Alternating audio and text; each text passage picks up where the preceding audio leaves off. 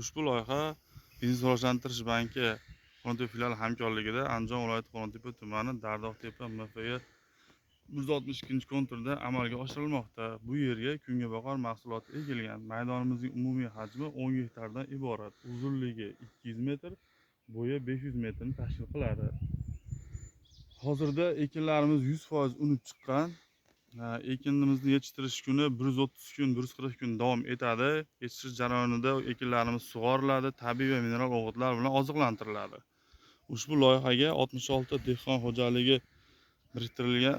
Har bir dehqon xo'jaligi uchun o'rtacha 15 sotikdan yer maydoni to'g'ri keladi. Loyihani samarali amalga oshirish uchun lider tadbirkor sifatida Sohibqiron 3-7 MChJ ishlab chiqarish kooperativi biriktirilgan.